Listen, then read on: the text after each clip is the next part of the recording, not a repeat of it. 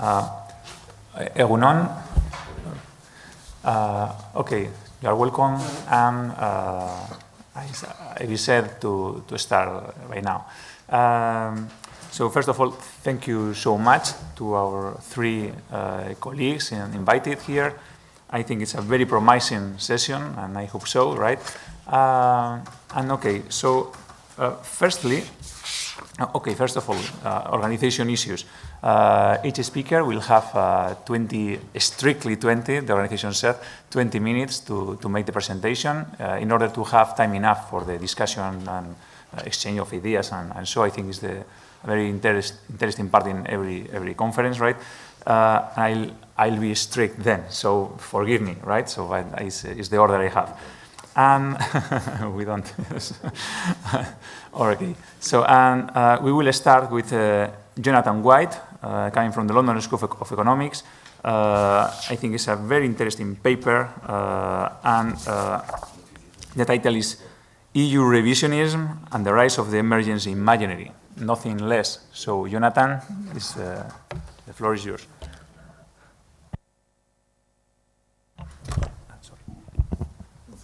Thank you. Thank you, Igor. Okay, so as just announced, I'm talking under the heading of EU revisionism and the rise of the emergency imaginary. So I guess there's two elements to the paper. One is to think about the concept of revisionism, which I think is probably a fairly unfashionable concept these days. And secondly, to link it to thinking about European integration, which is perhaps even less of an expected concept for talking about revisionism, and particularly to think about the specificity of the Euro crisis in this regard. The starting point of the paper would be the following, that very often in the history of the European Union, political change has been narrated and advocated with an emphasis on continuity with the past. Innovations presented often not with an accent on their novelty, but with an accent on how they are ways to better honor commitments already held. Which in some ways, of course, is unsurprising. You might say the prestige of prior agreement is very natural in any treaty-based organization, that one might always, when advocating change, refer back to something in the past. But I think it's not just a phenomenon to do with the legal foundations of European integration. I think this theme of change in the name of fidelity, as one might summarize it, is one that can be found well beyond the discourse of the Court of Justice, but also in other supranational institutions and indeed in the intergovernmental contexts of European integration. So, as I say, the first thing that I want to put on the table is this notion of innovation in Europe often being presented in the name of fidelity to something already existing, the prestige of prior agreement, as I said it. And in the paper, I go so far as to suggest that this is a central part of what one might call the political imaginary of the European Union, a way of understanding how the institutions of the EU evolve, not just a way of presenting those evolutions to a wider public, but part of the self-understanding of those involved in the institutions of the European Union.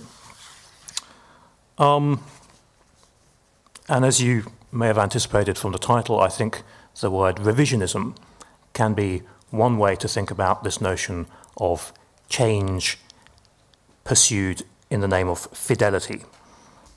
Revisionism, of course, is often a term of denunciation. In other words, we say revisionist when criticizing someone or something, often with the connotation, I think, of efforts of dubious legitimacy to reshape something, maybe to reshape an ideological tradition, If you think of someone like Edward Bernstein, a classic revisionist in the sense of someone denounced as trying to change a tradition by illegitimate means. Of course, also in historiography, revisionism is a term which is used to criticize, to suggest a potentially illegitimate way of reinterpreting the past. When I use the term revisionism, I mean it not with these pejorative connotations, but simply to describe a tendency which I've already briefly outlined, political change sought in the name of fidelity rather than rupture. And the structure of revisionism then would be the following. Revisionism is normally, I think, dependent on a separation of means and ends, and the revisionist is someone who says that having made such a separation, we need to change some of the means by which we do things in order to better pursue ends which we keep constant. Now, this term is often used in the history of political parties or political movements, and there perhaps its meaning is more clear when we talk about revisionism within a political party. For example, a famous case, the Labour Party of Great Britain, and Tony Blair's efforts to change the Labour project in the 1990s. Revisionism has the structure I describe of making a separation between the ends of the party and the means of the party. In that case, in the case of Blair, suggesting that the ends, as some understood them, of ownership, public ownership of the means of production in Britain was actually not the ends of the party, but simply contextual means by which to pursue ends more abstract, where these might be understood as social justice, fairness, a certain understanding of equality. So revisionism as a rhetorical move, it seems to me, involves, on the one hand, advocating change in the name of fidelity to something already existing, and as part of such a move, making a separation between what are the true ends of the association and what are merely the contingent means by which those ends have been pursued in a particular time and place, and advocating change so that one better honours the ends by changing the means. Now, as I say, this is a way of talking that we often associate with movements, with parties. You may wonder, what is the connection to an association such as the European Union? It seems to me that revisionism as a mode of advocating change has some natural homes, natural contexts. And those might be contexts in which certain shared purposes, shared ends, are understood to be constitutive of an association. Parties, as I say, are archetypical in that sense. Revisionism, change in the name of fidelity, is natural in such contexts because those advocating change would want to not put in doubt the very basis of the association. In other words, to exactly hold certain things as ends constant and present innovations as things that only change the means, not the ends. Hence this characteristic separation associated with revisionism. So if innovation is not to fracture a community which is defined by shared purposes, then innovation must avoid putting in doubt the shared purposes that form the association's basis. And those advocating change must actively profess loyalty to those shared purposes. And by localizing the sphere of reinterpretation on means and not ends, the revisionist hopes to leave the fundamental point of the association undisturbed. Now, the European Union is, of course, often thought of as a purposive organization. Many have historically made the case that it is to be understood as an association defined by certain shared commitments. Of course, what those commitments are is very much open to construal. For some, the shared commitments might be something to do with the freedoms of the market. For others, they might be something to do with peace and prosperity. For others, again, other types of delineation are possible. But one way or another, the nature of the European Union is often understood in terms of its being an association defined by certain shared purposes. And to this degree, it seems to me, it is very much, therefore, a natural home, if you like, for revisionism as a mode of advocating change, where, as I say, this is to be understood as changes advocated in the name of fidelity to existing commitments.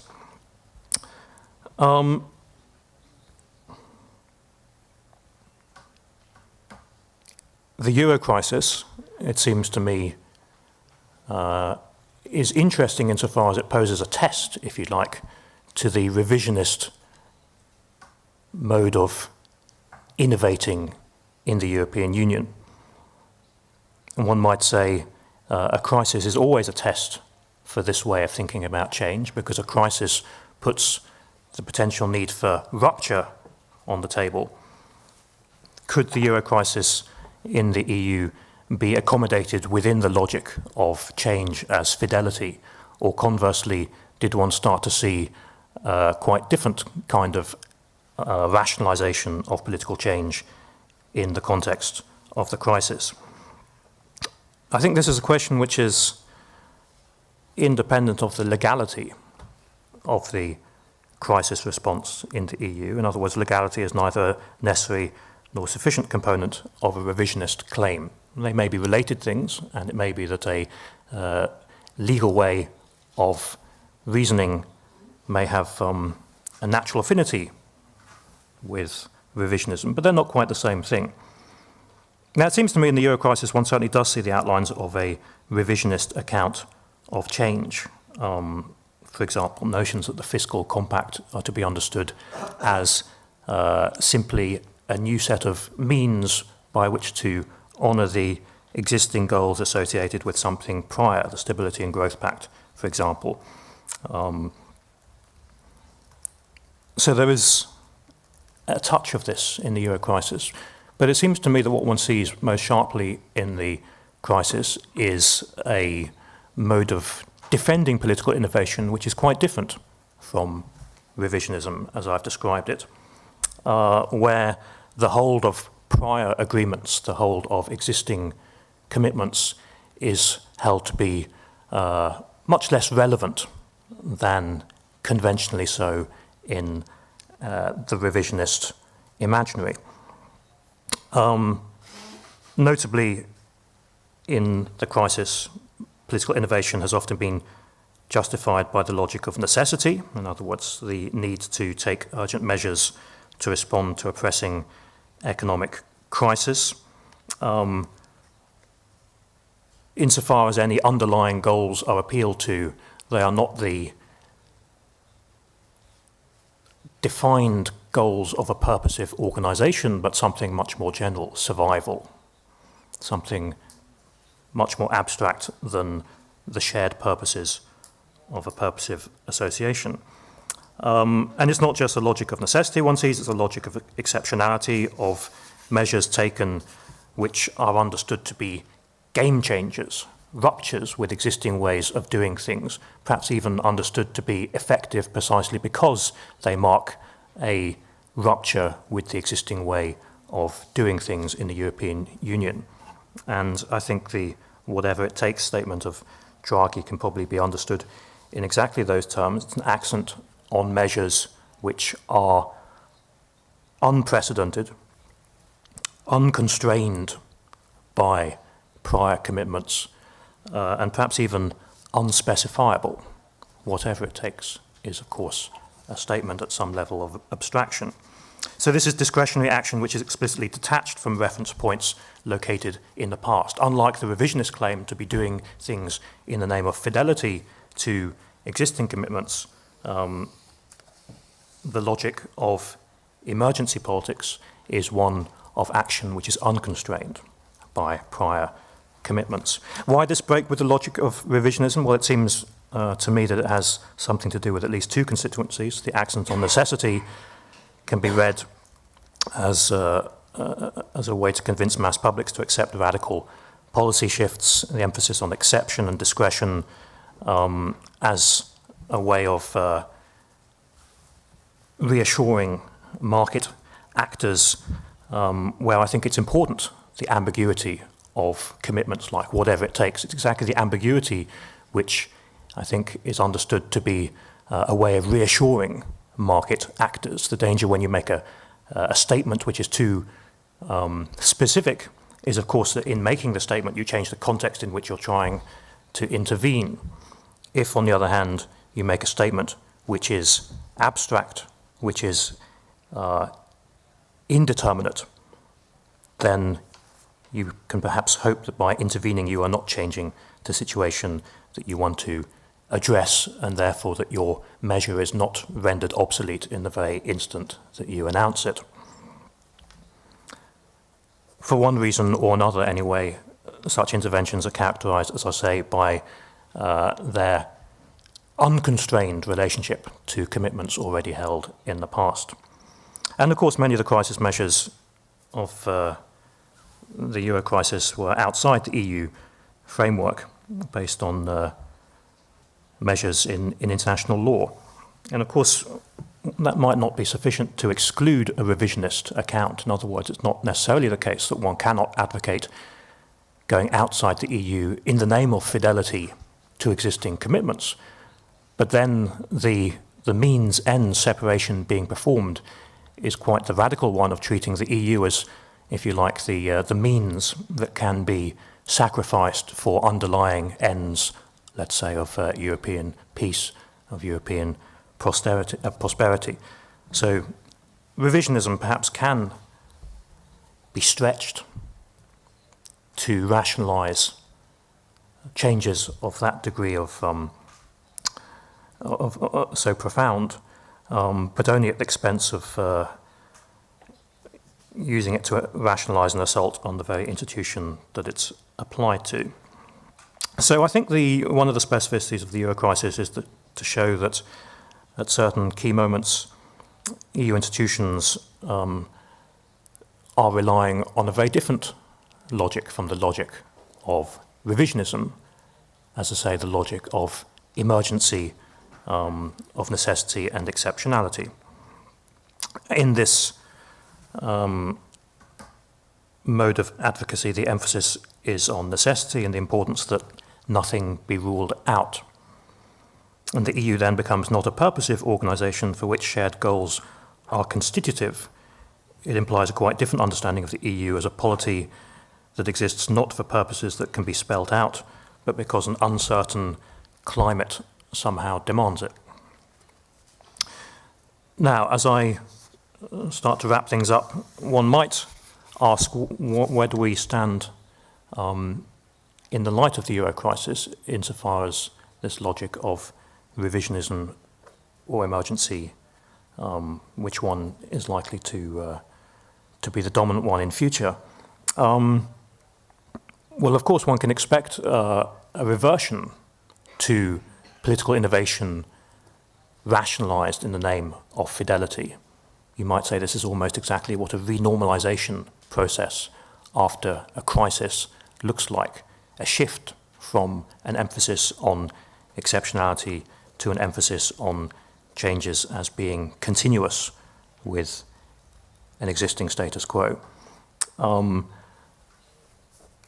of course, you can probably expect some to want to bring the EU back to something more like its revisionist method. In other words, to treat this as something that might be where we need to get back to. I was struck by a sentence of Maione in his recent book on the euro crisis, where he says something which I think can be understood very much in terms of a kind of an enlightened revisionism, where he says those elements of a liberal economic constitution that can be found in the treaties have only instrumental value They do not express an ideological commitment, rather they serve integrationist and other political objectives. So here you have someone very much giving an account of the EU from a position of insider authority, presenting the basic economic foundations of the EU not as the ends of the association, but the contingent means of a certain time and place, something perhaps to be revisited in the present with a different conception of what the EU is actually about. So revisionism, not just then as a way of renorming, if you like, from above, but revisionism as a way of criticizing and calling for change of the EU to bring it, perhaps post-crisis, more in line with its existing normative foundations. As a final word, it's not clear to me that one should necessarily be seeking to rehabilitate revisionism as a way of thinking about political change in the EU. It may well be true that the logic of emergency, of necessity, exceptionality, and so on, is a highly problematic, undemocratic way of thinking about political innovation.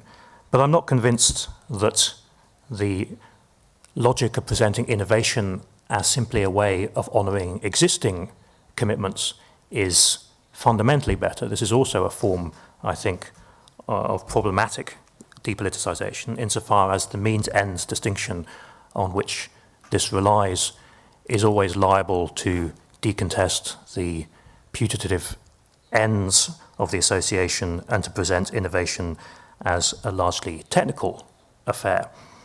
So to the extent that the euro crisis may have undermined a little bit this way of rationalising political innovation in the European Union, I don't think that's necessarily a bad thing. I think rather than thinking of change as being properly constrained by past commitments, at least at anything more specified than general values, I think that is a problematic way of thinking, and that the future of the EU has probably got to be exactly about rethinking its purposes in the present rather than projecting those shared ends back into the past and using the past as a way of rationalising political innovation. I think I've probably run out of time, so I'll stop at this point. Okay. Thank you very much.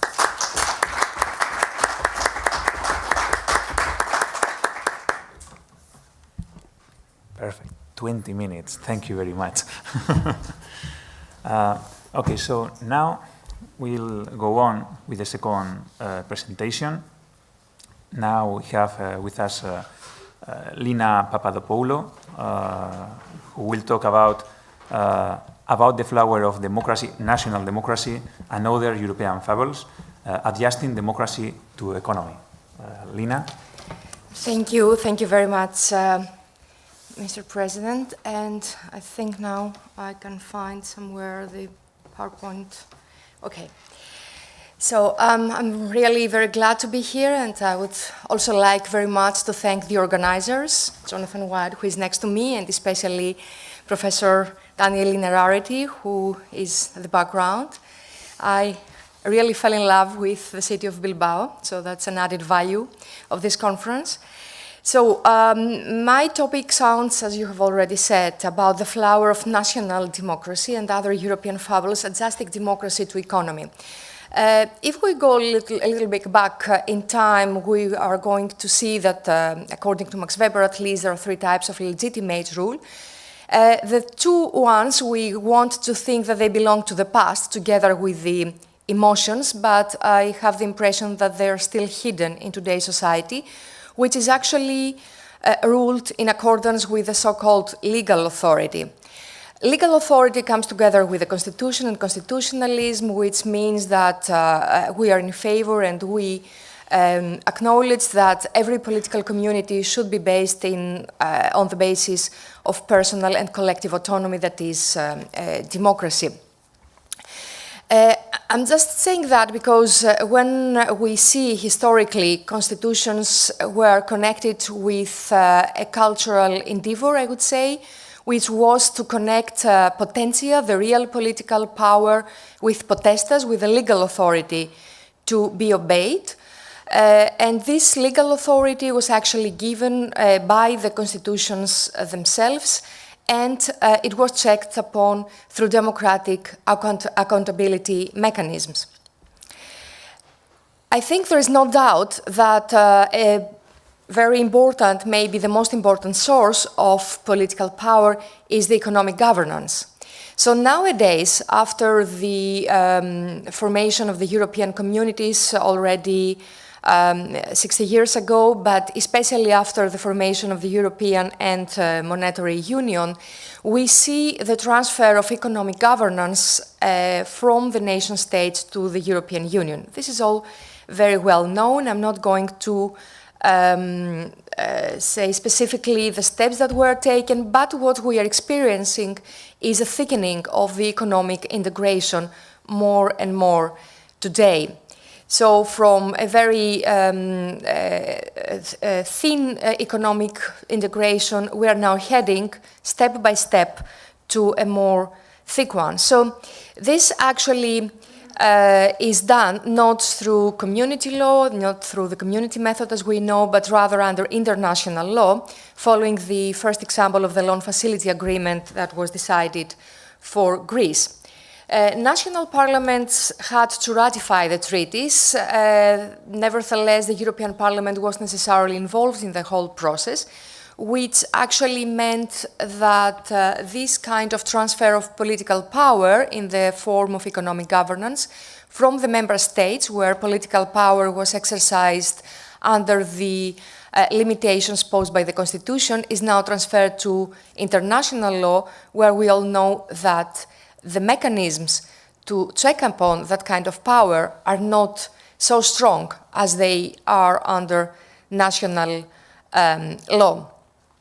And here, of course, we can remember, and I'm sure that Professor Jörges will remind us of the decisions of the Bundesverfassungsgericht, the German Constitutional Court, which actually purported that competence of the German Bundestag, the parliament, should be preserved concerning the German budget.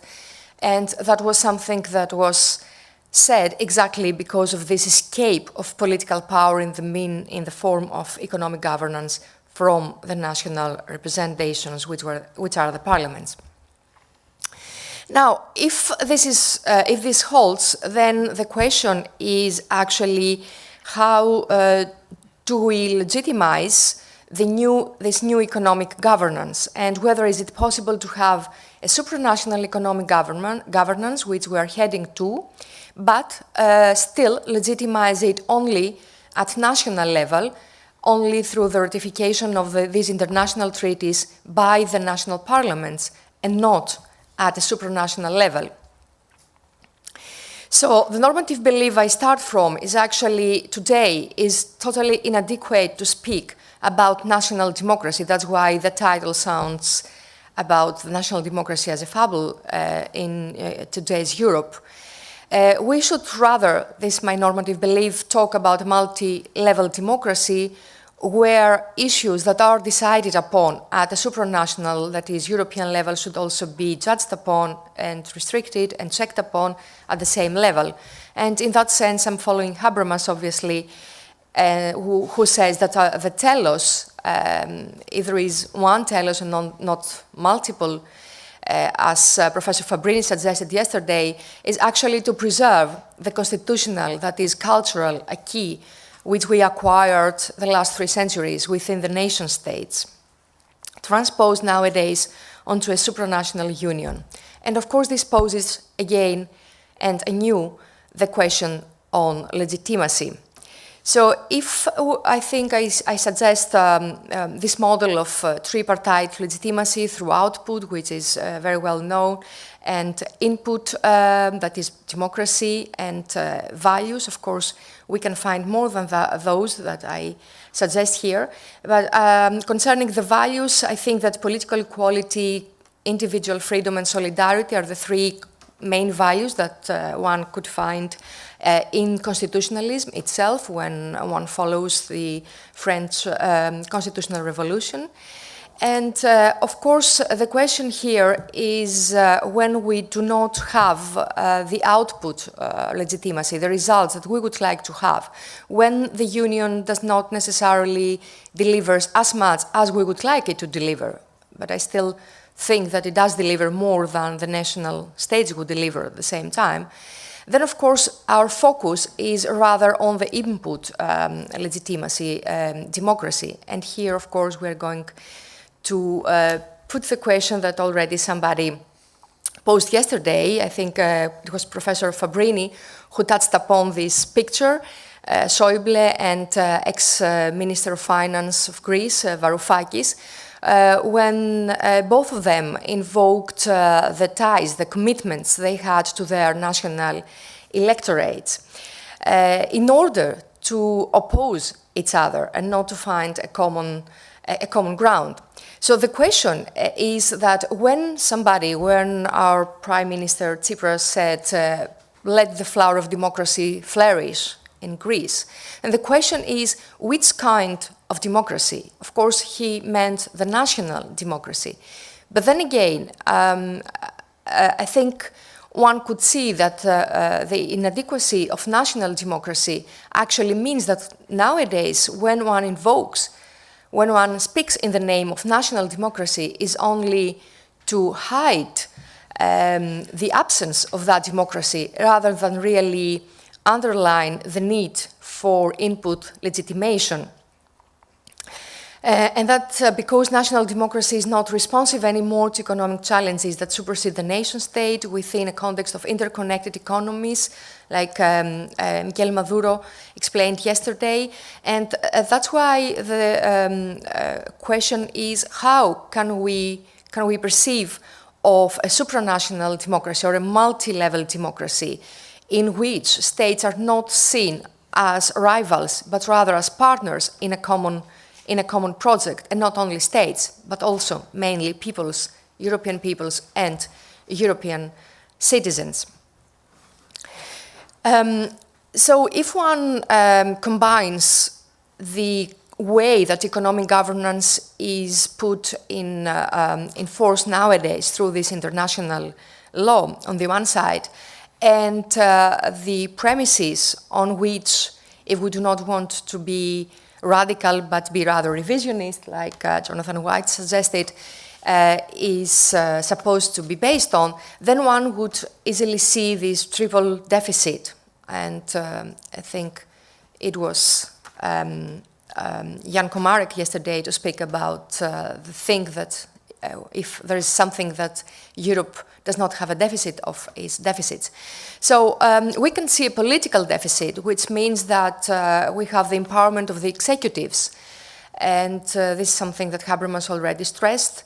The technocratic elites, but also the governments, the officials, not only the ministers, which are elected or at least selected and they have the votum of the parliaments, but also the technocratic elites. Maybe the keyword troika or quarteto nowadays sounds a bell. Of course, one would also see the European deficit, that is the asymmetries that Maduro spoke about yesterday, which means that whereas politics are being done still only on national level, policies are being done at a European level. And of course, the democratic deficit, even of that little political power that rests upon the European Union, if we echo Weiler, who actually has very clearly pointed out that there is no clear accountability of a European governance in question mark, I mean, let's say the Commission or anybody who is actually responsible at a European level.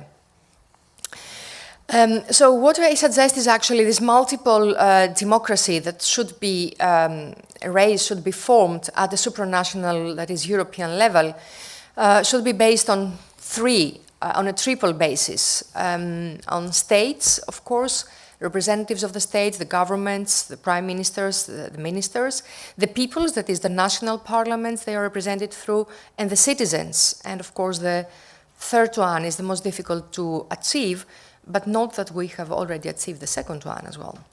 So this goes a little bit beyond the classical double legitimacy footing that we know from Habermas and even before that maybe by Tsatsos, who spoke about the citizens of Europe organized in peoples as the one footing of this legitimacy and the states as the second one. Habermas speaks about peoples organized in states, so he equates peoples with states, and citizens as the second basis, and he speaks of a doubled sovereign, the European citizens and the European peoples, the states, so he equates both. I suggest actually that states should not be equated with their peoples, because states are represented by the governments, the prime ministers, or the heads of states or governments. Peoples are represented via parliaments, which means that it is different to put some weight on national parliaments than put the weight only onto governments, which are the representatives of the states. This is actually shown also in the voting, the weighted voting in the Council, which reveals that states are equal, but peoples are not equal, and this is rightly so, because the weighted voting in the Council actually takes into account the size of the respective people of the state and not the state as such, as equal with any other state. I think that the convention, which was something revolutionary when it appeared in 2000-2001 as the body who drafted the Charter of Fundamental Rights, and then later the convention as the body who drafted the failed constitutional treaty, I think the convention is an exemplary reflection of this triple legitimacy. And if you ask me about a possible constituent power for the European Union, I would see the convention as such one, exactly because it represents all these three foots of the supremacy, of the democratic legitimacy of the Union, this multi-level polity, as Ingolf Bernays would say. So that's why I suggest that actually Article 10 in the Treaty of European Union, talking about representative democracy and thinking that citizens are represented in the parliament, is partly right, but of course we would need the electoral system, which I suppose Adriana is going to talk about later. Real Euro parties, and of course the public sphere of debates, and especially connecting all of these with each other. So I think it is inappropriate to even speak about European political parties if we do not even allow for individual membership. Even nowadays, so many years after they were formed legally by the treaty and by the regulation, the relevant regulation, still there's no individual membership, which means that actually European political parties remain umbrella parties, which actually challenges their potential, their ability to represent the citizens and not the peoples of the European Union. Miguel Maduro already spoke yesterday about the Spitzenkandidaten and the political mobilization that the connection or the connection between individual membership of political parties and the selection of the Spitzenkandidaten might cause within the European Union.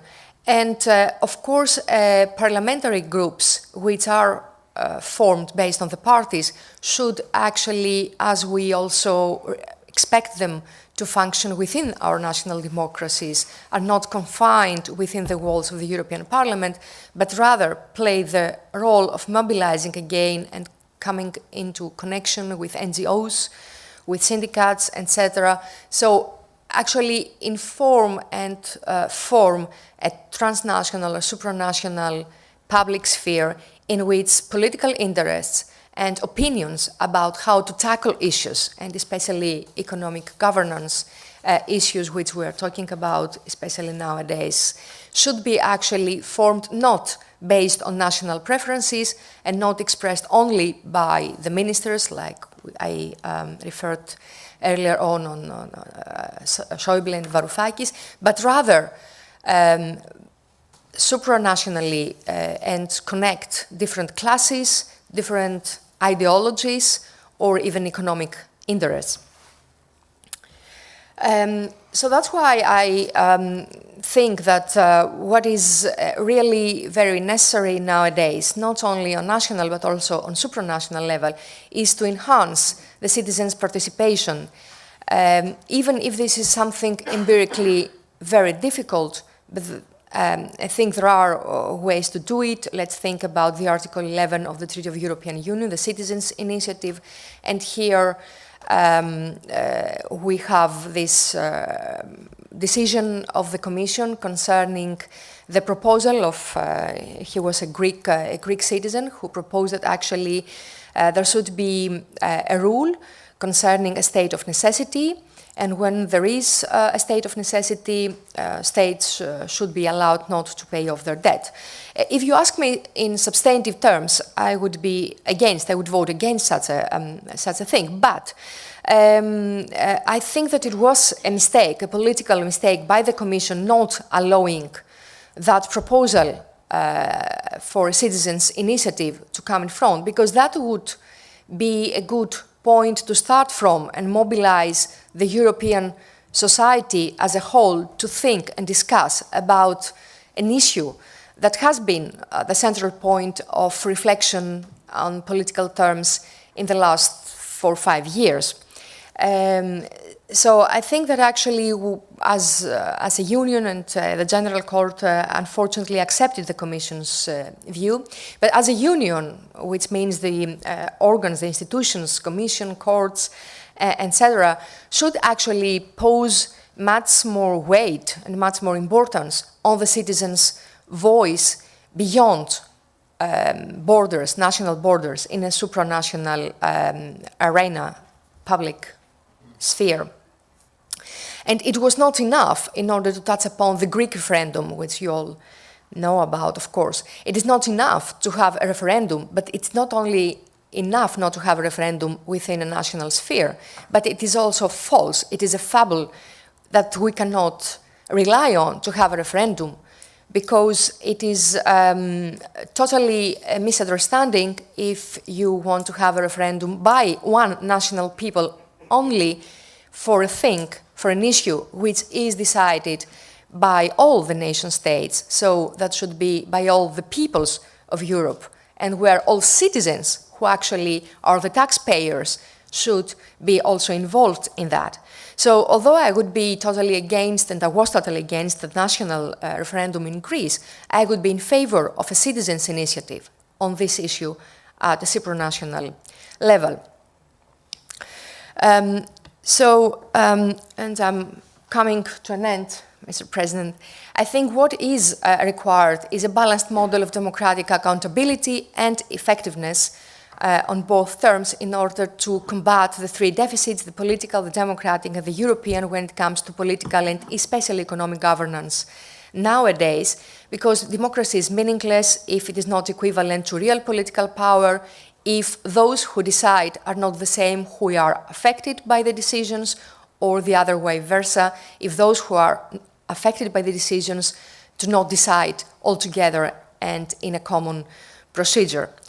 And echoing Roderick's globalization paradox, I think this paradox also applies to the European Union, but it is not a paradox at all.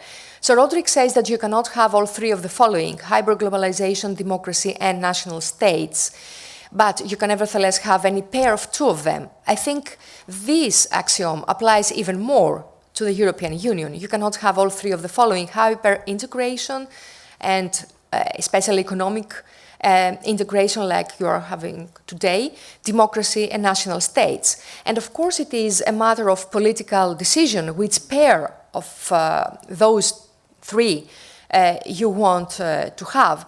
And then of course here the question is again what Jonathan White posed yesterday: who is the agent here? So the challenge of Europe today is actually that the response should be given by the citizens, by the peoples, and by the states, but not only by the states. And this is what I would like to finish with. Thank you very much.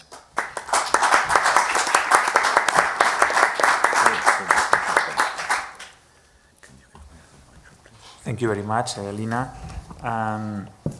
Again, I know it's not easy, but again, 20 perfect minutes, so thank you very much.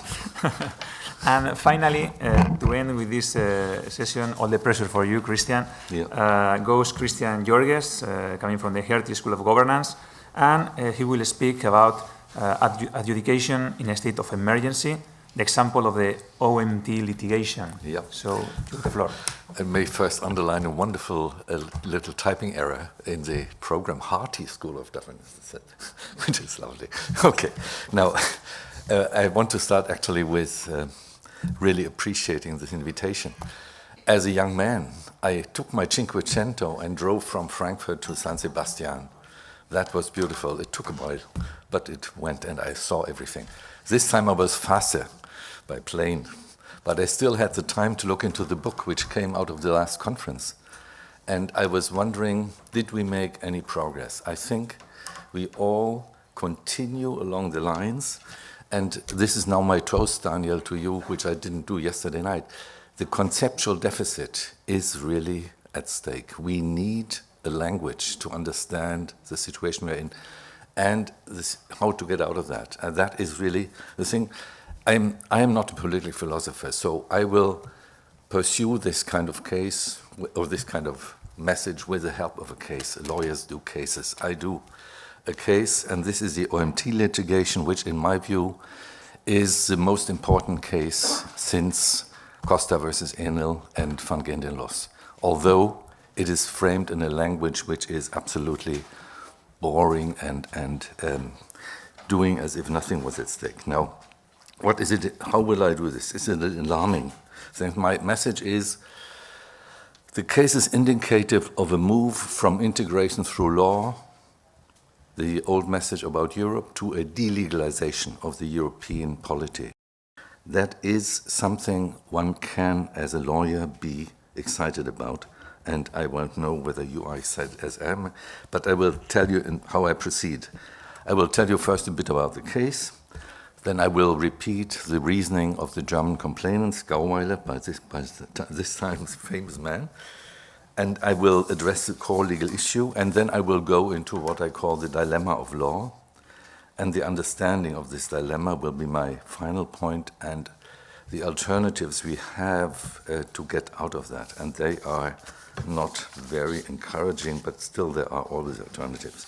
Okay, to say something about the case. This case starts with Draghi's famous speech. Within our mandate, the ECB is ready to do whatever it takes to preserve the euro. Jonathan has just mentioned what he did not mention. It's not only the language of emergency, it's also within our mandate. So it is appealing still to something legitimating this. And this is the mandate the ECB has. It's interesting that Draghi draws on this kind of legitimacy.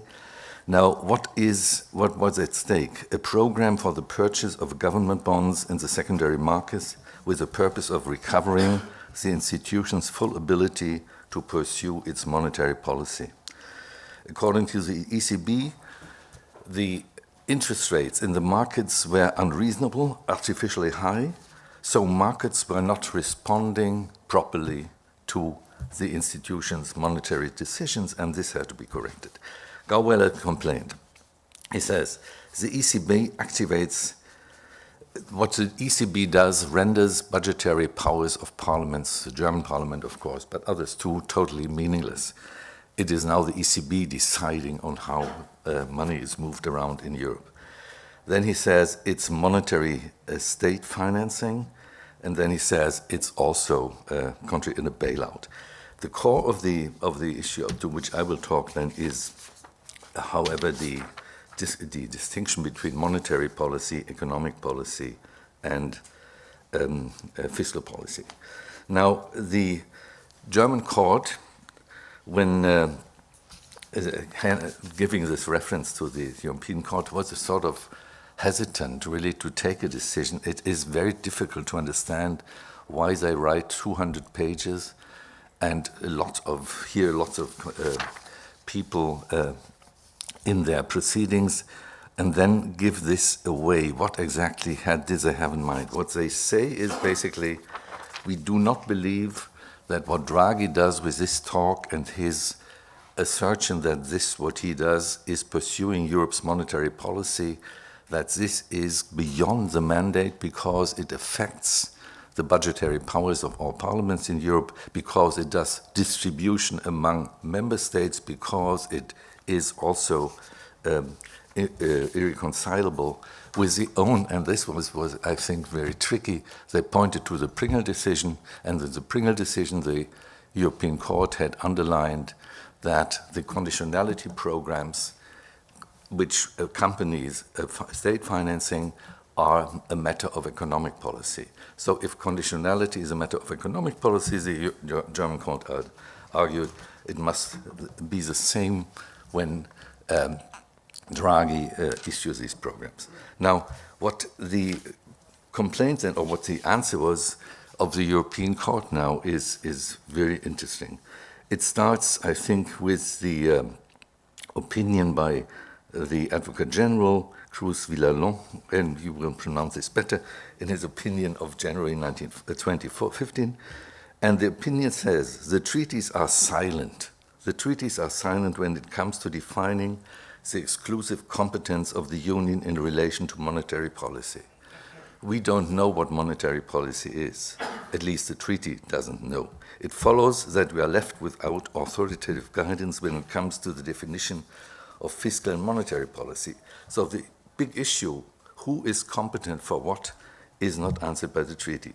And then, if we don't have it defined in substance, we define it by purpose.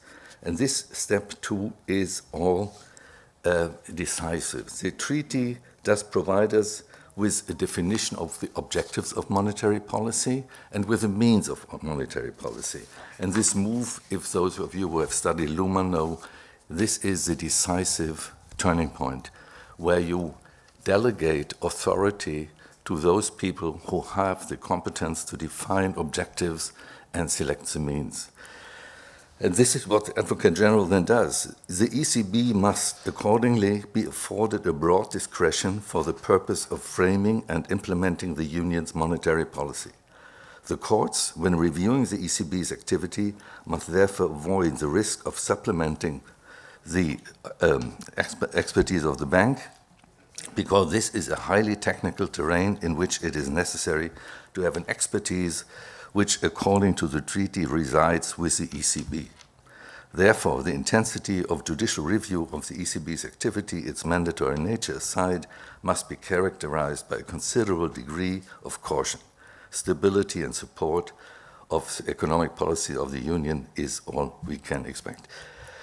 The Court of Justice is following, not literally, but basically, and the decisive point, monetary policy is defined by the objectives. Monetary policy is a technical thing. Monetary policy, as a technical thing, must be exercised by the best expertise we have. The best expertise we have resides with the ECB.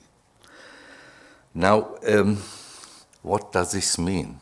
In my view, it means a shift not to, as Habermas has it, executive federalism. It means a shift towards what I call authoritarian managerialism, because this kind of, the executive is still somebody or an institution following a certain direction or authorized by something, but here you have the delegation to a non-majoritarian institution of taking fundamental monetary decisions. And how far this goes, I can explain with the help of a citation by one of the executive officers of the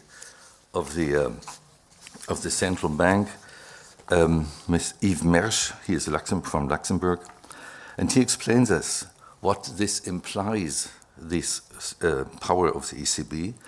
Structural reforms, that is labor law and this kind of stuff, have a direct link to inflation.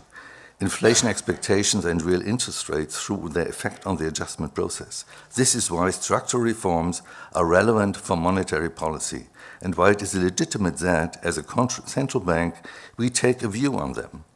In a nutshell, in the euro area, the more divergent economies become in terms of their structural conditions, the harder it ultimately becomes to achieve price stability. Now, in the name of price stability, you can govern or intervene into all these spheres, and this is actually what the bank thinks it is mandate. It can do this indirectly, it can do it through the purchase of bonds, but it is what it's doing. Now, what is the dilemma we have?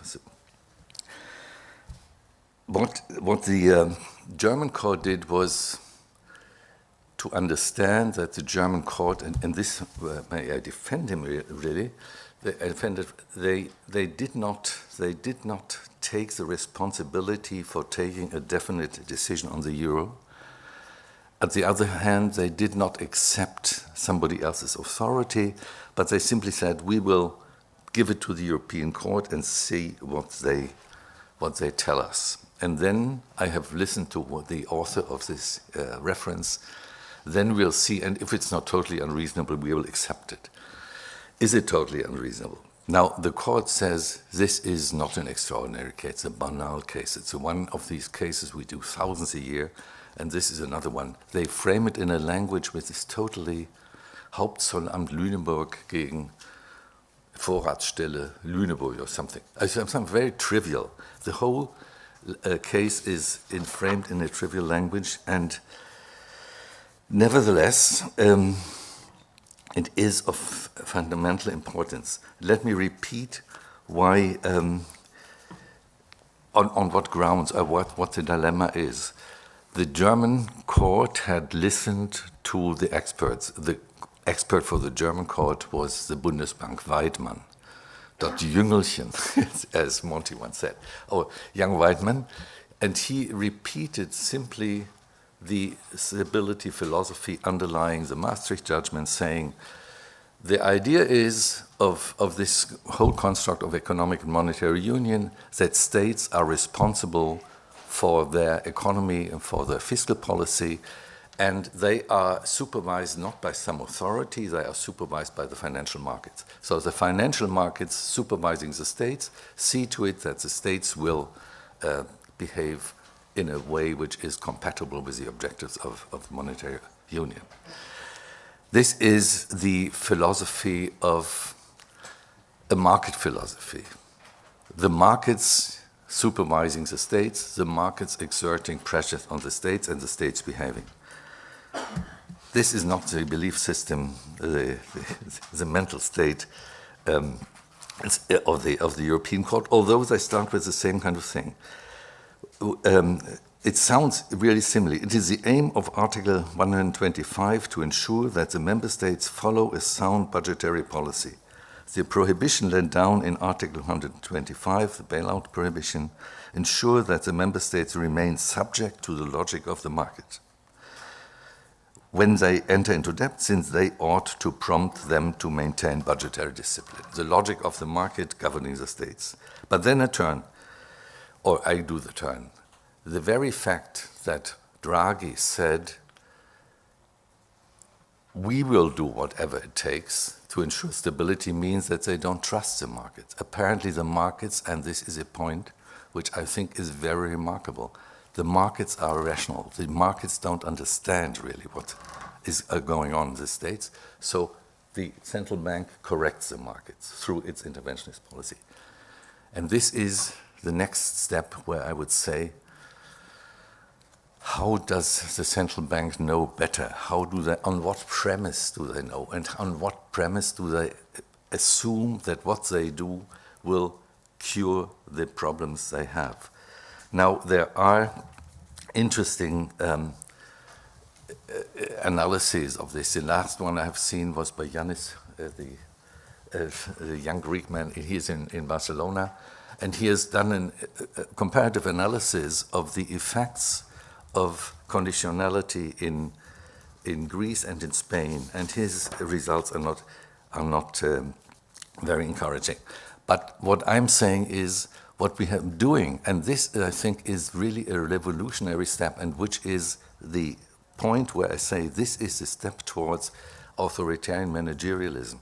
We replace the logic of the market, no problem. But we don't replace it by democratic governance. We replace it by expertise, by an assumed expertise, presumed expertise, which nowhere exists. I recommend really, without being a follower of Hayek, but what he has written about the pretense of knowledge in his Nobel Prize speech was fantastic. And this is applicable here. Okay, now let us look at the dilemma again. In legal terms, the German Constitutional Court is not legitimated to judge about the whole of Europe.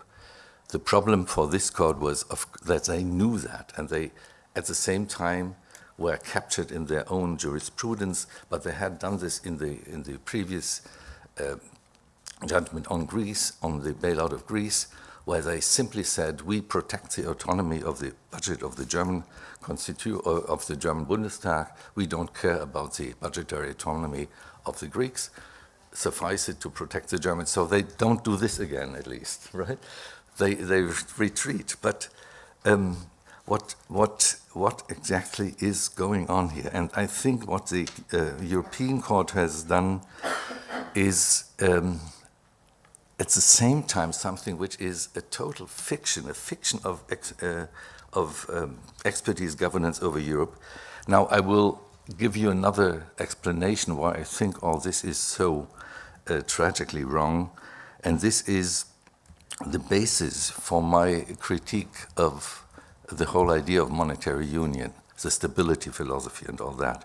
And the basis for this is the Varieties of Capitalism literature, which says we don't have one economy in Europe, and we don't have one political system. We have a variety of economies, a varieties of capitalisms, and they are different. They don't rank these things. They are different, and they are good for certain things and bad for others.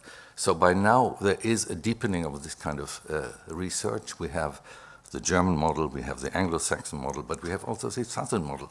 And the Italian model, for instance, very much relied always on the ability of states to adapt their currency or to devalue it at their currency and so on and so on. I don't go into that. I'm just saying the idea that through one common monetary policy you can ensure the convergence of all that is simply wrong. And we observe this right now, and the effect is that we drive the southern economies into the American variety of capitalism, and I don't think they will manage in this kind of thing. The German variety is to a certain degree resistant, and for reasons which is not a merit of Germany or something, it is simply a coincidence of constellations. Now let me say why I'm so unhappy about all that. I give you, following a bit, an article by Jonathan White, where he talks about emergency Europe. 3 basic commitments we have in Europe, and why I think we are breaking these commitments. The first is, I've already touched upon, is this kind of disregard or the non-respect of the other, non-equality in Europe. I cite from an article, the Republic of Germany cannot, in its relations with the EU contract with slaves of course in brackets. It cannot enter into partnerships with anything other than fully sovereign states. My home discipline is conflict of laws. For me, it's absolutely clear that you have to respect, when you do a decision, the common constitutional principle of Europe. One of these common principles is budgetary autonomy of democratically legitimated states. So you cannot, as a German parliament, simply impose on the others things which help you to preserve your own. That's the one thing. The second one is the democratic deficiency of technocratic governance. One person who has always been accused of being such a technocrat was Mayone, and he has always stopped when it came to distributional issues. He has said distributional issues need a legitimacy which has to be backed by majoritarian parliamentarian decisions. And you cannot do this through expertise from somebody. This expertise will not hold. So this is the second point. And the third is this praxis of conditionality. I do not understand, I simply do not understand. I'm simply a private lawyer. I mean, I deal with often acceptance and such things. But I do not understand how one can and why nobody objects against this practice of conditionality. The practice of conditionality is to replace democratic political will formation by command and control. And this is deeply undemocratic. I think it is, the Germans have this notion in their constitutional language, verfassungswidriges Verfassungsrecht, unconstitutional amendment of the treaty. Article 136, I do not understand. I do not understand how one can impose conditionality as a condition for support. Alternatives are needed. And this is now where I come to the alternatives we have. There are always alternatives. We have two dissenting opinions in the German Constitutional Court's reference, and one by one Judge Gerhard, which is okay, but the other one, Löbe-Wolf, is really interesting. Löbe-Wolf, Daniel, is the daughter of a political philosopher. This may be a good reason, but okay, she is very thoughtful, and she goes through a couple of objections he has. It is not that she says it's very clearly illegal, but she says we are taking a decision of irreversible importance. If we kill the euro, nobody knows what we are doing. We don't know the consequences. We, as a court, cannot do that. Then she goes into separation of powers, and she says the German Bundestag has thought about this. Nearly all German parties, with the exception a bit of a little fraction in the Linke, the Greens, everybody is supporting the euro. How can we, the court, against this kind of machinery, object and say, take another shit? And finally, she says, what actually do these plaintiffs want? What does Gauweiler want? Gauweiler wants to force the German government to intervene in this procedure and to bring a complaint against the central bank. It is, however, she says, not conceivable that you can bring a complaint without stating what exactly you want. What should be the action of the German government? The German government must retain the freedom to determine its politics, and you cannot replace it through law. Again, we are at a point where we have the dilemma of law. Now, I would have said no law, no decision would have been better than the decisions we got. Nevertheless, to say Europe is now running around, and this is, I think, the rationale of the European Court, they don't trust the political process. They don't think that if we leave it to politics, we will arrive at some beneficial end. So they took a legal decision. Still, at the end of the day, I say we need, for this kind of situation, new concepts to understand what is going on. Now, I can only indicate, I've written this elsewhere, how I see the dilemma of monetary and economic and monetary union. The dilemma is that we have established an interdependence of states and their economies and their polities without providing for a political mechanism for a political legitimate decision-making process which would deal with these situations. Instead, emergency comes along and somebody takes action who is in a position to take this action. This is now the central bank. It is nevertheless, in the long run and even in the short run, for Europe a unsustainable constellation to go ahead with this kind of economic governance without legitimacy. So we need, Daniel, we need new conceptual frameworks to understand this kind of thing. How can one establish a framework within which the tensions between economic policy, monetary policy, economic policy can be debated? It is conceivable, but it is, of course, difficult now to establish in this state of emergency. And nevertheless, this is the task which I think we do have as academics observing all this. Okay.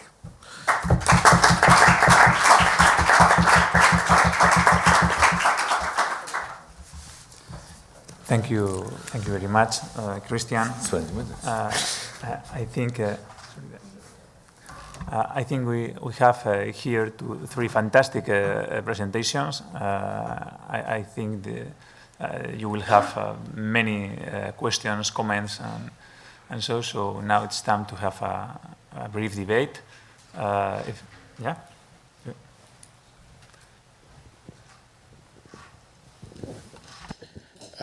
Thank you. So I have so many things to say about the three papers, but so I will just pick one very little question to Lina.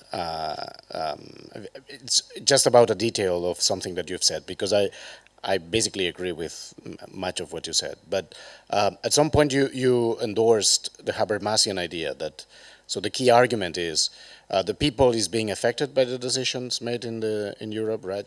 So then they should have access to the power of making these decisions, right? So in the literature, as you know, I mean, this is known as the all-affected principle, and it's very controversial. So many philosophers have said, you know, I mean, how can you know who is really affected? You know, I mean, many people are affected, even if they are not Europeans. They may live in different corners of the world, but they are affected by the decisions made by the EU. So just a proposal to strengthen your argument. I think that you should remain neutral about these things, because this thing is very controversial. But the important thing is that on any alternative principle that has been proposed, the all subject principle, the equal stakes principle, so different philosophers have tried to propose different principles, right, to replace the all affected principle.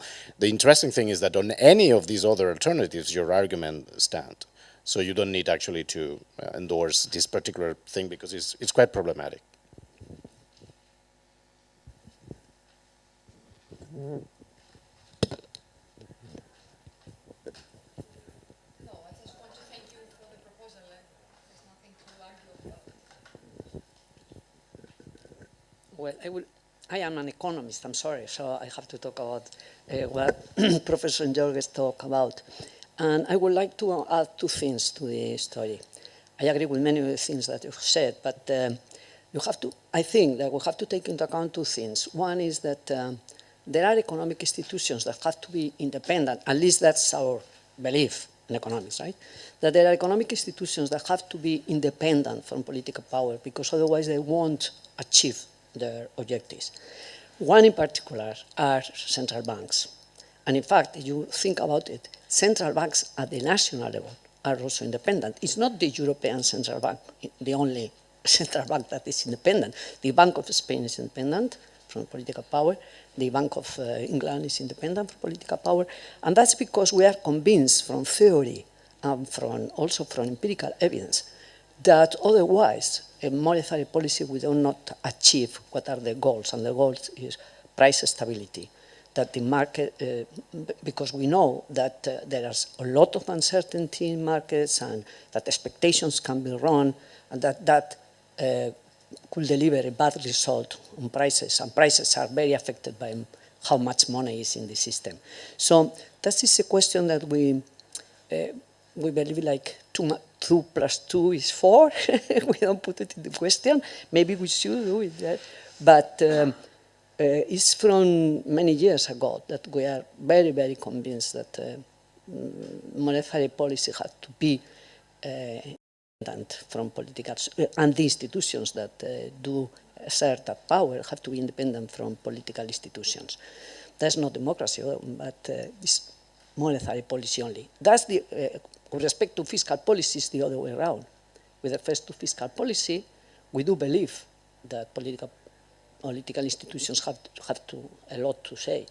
And in fact, we do agree that we need a fiscal policy, because we do believe that markets do fail a lot, and do fail mainly in the fact that we can achieve results that are very, very, very against equity and against solidarity. So we need fiscal policy in order to achieve some kind of income distribution that is not very far away from, not completely egalitarian, but some kind of equity values, right? That do not. But and then I think that we forget quite often that when we make analysis, the kind of analysis that you and us do, that Europe has done a lot of things in very few years. Had done the European Union, the Monetary Union, and we did it without having the institutions built to the form in which they should be, the optimal way in which we could do it. So we did it like in a very quickly, too quickly maybe, and we did it very quickly because globalization was with us, and we thought it was the best way to fight, or to, not to fight, but to confront globalization, right? But that implies that we have a lot of work to do before, in order to build at least economic institutions. We haven't done that job yet. And I think that this kind of reflection, the things that you are investigating and doing research on are very, very important, because this is a task that is still without fulfillment. We haven't fulfilled that task of deciding what kind of institutions we need in Europe and what is the best way of building them. So, and in the meantime, we had this terrible economic crisis. So I am not very surprised with Draghi saying that, well, I will do whatever is necessary in order to have stability in the market, because otherwise we could have a very bad kind of worse economic crisis, right?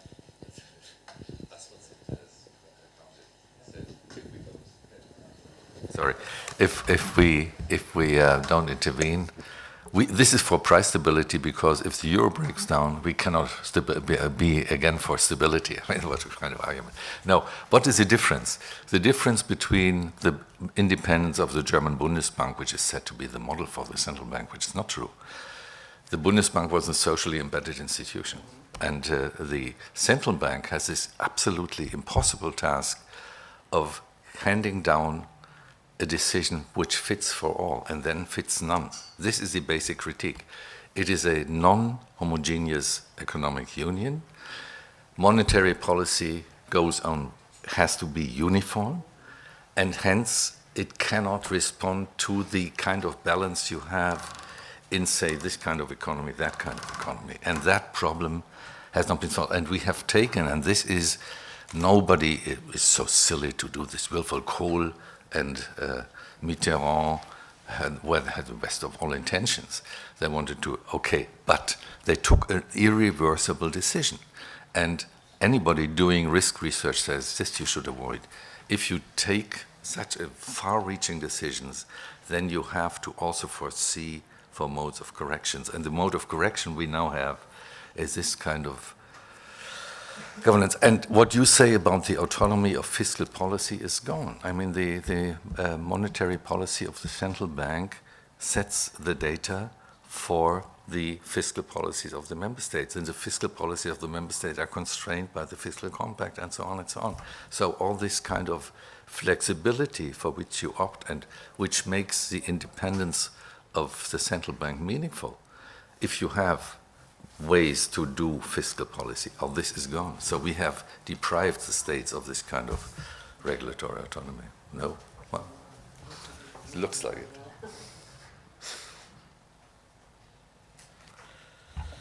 Any more questions? Okay, while you think about it, I have one little question for the three ones in the table. How can you, okay, what do you think about the concept launched by Christian, no, oh my God. Jonathan, he was looking to Christian. So, like Christian, how this emergency, this need to react, this part of the question made from there. What do you think about this? How can this affect for the future of the European Union? I mean, this sense that from a long time in the European Union, it was something like it was something planned, something previously defined, and it was only in need to adjust a little bit, maybe the direction, maybe the speed, but there was a plan. Everyone at least thought we had it, right? And since, I don't know when, but in the last years, finally, with the crisis, there is a widespread feeling that we are only reacting to external things, right? So from this point of view, do you think that this may affect to the whole way of functioning in the Union? I mean, in taking the big decisions. Do you think sometimes we are trying in the academy to plan, to define great ideas, medium-term, long-term principles, objectives, and so, and maybe that sometimes reality forces you to simply react, and that's all? What do you think about this? No, may this affect? I think we have created an emergency. We have created an interdependence of these economies and policies which can no longer are no longer under control. This is a dynamic beyond our reach. So this is the definition of emergency. What happens in an emergency? Some sort of authoritarian regime will be established. And this we have. Now, the real question is there a chance to get beyond that? And this is where I turn to. Daniel says, indeed, for this kind of, even Karl der Böse, Carl Schmitt, had this idea that emergencies are inevitable. But then he said, you have to return to a constitutional condition. And now this is the difficulty of Europe. But now we have a political constellation where the states are full of animosities, full of what Fabrini said yesterday. There's even economic warfare. There's no war, but there's an economic war, and this kind of situation now accumulating now with the refugee crisis and so on. So I'm not very optimistic, I must say, but it must nevertheless be our task to insist not to camouflage that thing, not to say Draghi will do the right thing. But we have to ensure that this will return into legitimacy. And I can only see through contestation and generating new ideas. So I think that is what is happening also in this little panel, that people start to think how can a political process come about in which these problems can be addressed. Now, the situation is so terrible because Europe faces so many problems at once, and nobody is around. No, nobody is around to manage all that. Okay. Would you add? I would like to respond to something that Professor Jörges said concerning, you said it's not exactly what Habermas describes, like the executive federalism thing, but rather an authoritarian managerialism. I don't think these both are very far the one away from the other, especially if you think that when we speak about executive, we don't necessarily speak only about the government who is democratically elected, the prime minister, the ministers.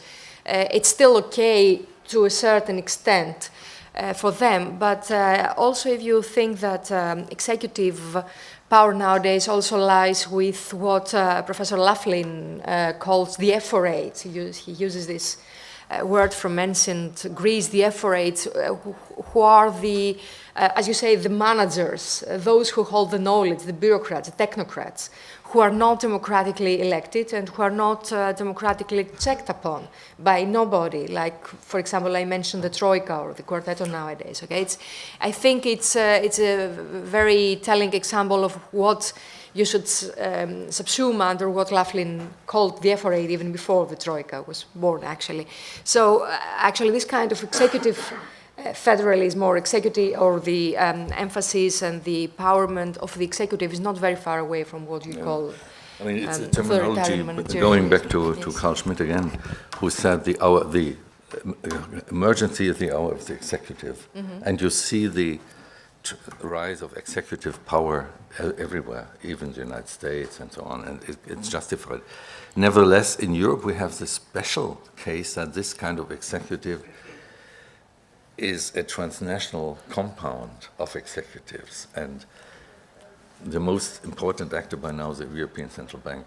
And this managerialism, by this I mean this kind of flexibility they have to have, and it is something which is a constant discretionary rule all the time. And without a safe harbor of knowledge. Yeah. Okay, thank you very much. I think there are no more questions, so I think we can finish here this session. Okay, thank you very much, everyone.